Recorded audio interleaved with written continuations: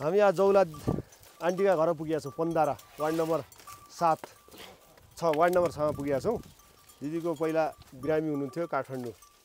आजभोलि यहाँले भैँसीलाई पानी खुवाउने गर्ने काम बैशाखीको सहारामा भइरहेको रहेछ। जस खुसी लाग्यो। तपाईँ भैँसी कति छन्? एकै हो। एकै हजुर। त्यहाँ नै हो कि त्यहाँ नै भैँसी?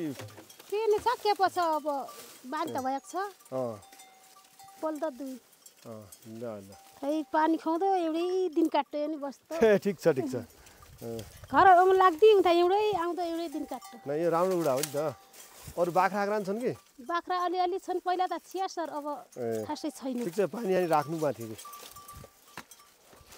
पहिला म बिरामी नहुँदा अगाडि त छिया अब खासै छैन। तेम नाम नाका छन्। हो ल ल मजाले गाई भैँसीलाई उ गर्नु। आज कतिको सजिलो छ तपाईँलाई? ठिकै छ सर। आजभोलि ठिकै छ। घर जाँदैछौँ यता आउँदैछौँ। त्यति हो अर्को काम केही छैन। त्यति मात्र। दुख्याको त दुख त्यस्तो नै? खासै दुखिया छैन। अब धेरै हुँडा त दुख होला सर। अब यतिकै घरै थिएँ यति मात्रै। अनि पहिला कस्तो थियो? अनि काठमाडौँ उपचार गर्नुभयो कति महिना, अहिले कस्तो छ तपाईँलाई? कसो अहिले अनि घर आउनुभयो कस्तो लागेको छ तपाईँलाई? अहिले ठिक लाग्यो सर। राम्रो लाग्यो। अब मेरा उनीहरूले पनि हुने रहेछ उपचार पनि हुने नै थियो सर। अब पहिला सिद्धिसक्यो। अब जति पैसा जतिको परवाटी बस्ने हजुर ठिकै छ सर। सरका कृपाले अब मालिका बढी मालिका कृपाले ठिकै छ सर। ठिक छ बस्नु यहाँथि बस्नु न बसिने कुराहरूले। अनि अहिले त ठिकै छ त्यसो भए चाहिँ? ठिकै छ सर।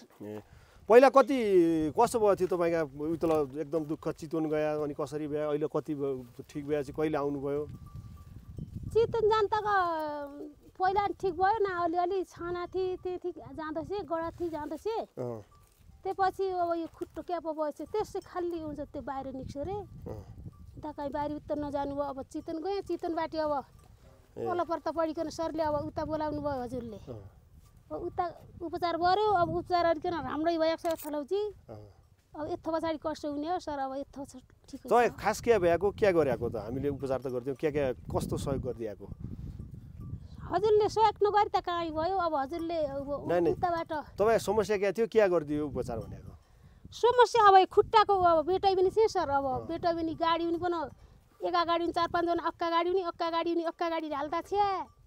अब काठमाडौँ गइकन अब सबै अब उपचार गरिकन अब 5-6 महिना बसिकन पठाउनु भयो। अहिले यहाँ हड्डी हाल्नु भयो? यहाँदेखि यहाँ हड्डी हाल्यो क्या? यहाँदेखि हड्डी। नयाँ हड्डी पर्थ्यो। पहिला पनि हड्डी हाल्यो त हो? पहिला नि हड्डी पहिला यता उभियो। अहिले यसलाई हालेको छ। यहाँदेखि माथिसम्म नयाँ हड्डी हाल्यो होइन? यो कम्मरसम्म यतादेखि हाल्यो। यो माथिको यो अब पुरानै बन्नुहुन्छ सर। यता त अलिकति सबै हाल्यो। जस अहिले अब यो बैशाख इलले एक सहारा लियो मजाले हिँड्न सक्नुहुन्छ। हजुर त्यहीँको परै घरै थिए नि तले यही घर हो। त्यही घर थिए यही थिए घरै थिए। नै ठिक छ। हिँड्न डुल्न टोइलेट जान त सहज सक्नुहुन्छ नि? हजुर टोइलेट त त्यही जान्छु। ठिक छ। अब तपाईँको त्यो अब तपाईँ चितवनमा हुँदा तपाईँको घर परिवारले हामीलाई भन्नुभयो हामी काठमाडौँ ल्याउँ। त्यसमा तपाईँलाई पनि थाहा छ नि अब मेडिकल पुनर्स्थापना केन्द्र बडी मालिका फाउन्डेसन सम्राट सिंह बस्नेत सर अनि देवेन्द्र सर अनि तपाईँको डाक्टर कुन डाक्टरले कहाँ उपचार बस्यो तपाईँलाई याद होला नि भन्नु चाहिँ? डाक्टरको नाम थाहा छन् के? अब त्यो सिटिजन कहाँ उता माथि गरेको। अब त्यो यो एक्सरा त्यो जेन सरले गर्यो डाक्टर जेनिस शर्मा सेन्टर।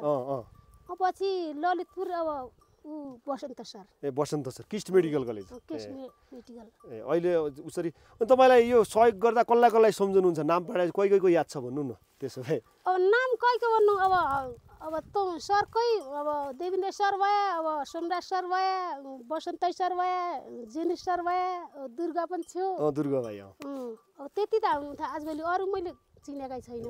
ठिक छ ठिक छ। कति महिना बस्नुभएको थियो? 5 महिना। 5 महिना बस्नु? 5 महिना बसेँ। अब 5 महिनाका अब 6 महिना भनेर भयो। 2 गते आयो माथि 4 गते पहुँचे। उपचार तपाईँ कति जति पैसा लाग्ने भनेको थियो चितवनमा सबै गरिकन पहिला?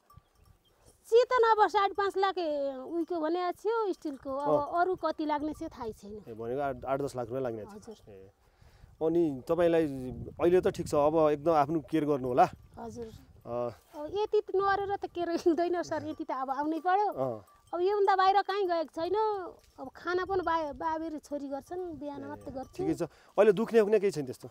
अहिले दुख्ने खासै छैन। अब बढी हिँडेडुले त दुखला, त्यसो आश्रय खास बोली त्यसै छैन दुख्ने।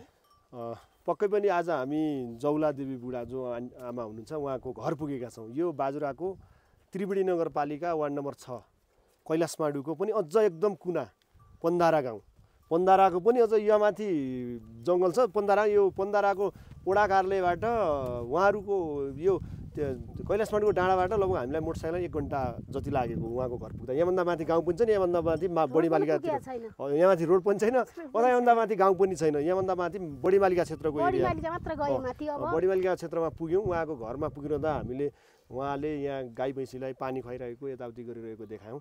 पक्कै पनि उहाँ केही महिना अगाडि चितवन मेडिकल कलेजमा उपचार अभावमा समस्यामा हुनुहुन्थ्यो। पछि हाम्रो सम्पर्कमा आउनुभयो। हामीले काठमाडौँमा मेडिकल पुनर्स्थापना केन्द्र र बढीमालिका फाउन्डेसनले उपचारमा समन्वय गऱ्यौँ। ट्रमा सेन्टरका डाक्टर जेनित सिंह अनि बसन्त सर होइन, किस्ट मेडिकल कलेजका बसन्त सर अनि सम्राट सिंह बस्नेत, देवेन्द्र गुरुङ लगायत हाम्रो सबै टिमले उहाँको उपचारमा सहयोग गऱ्यौँ। उहाँको यहाँ घुँडामादेखि यहाँसम्म स्टिल हालेको छ।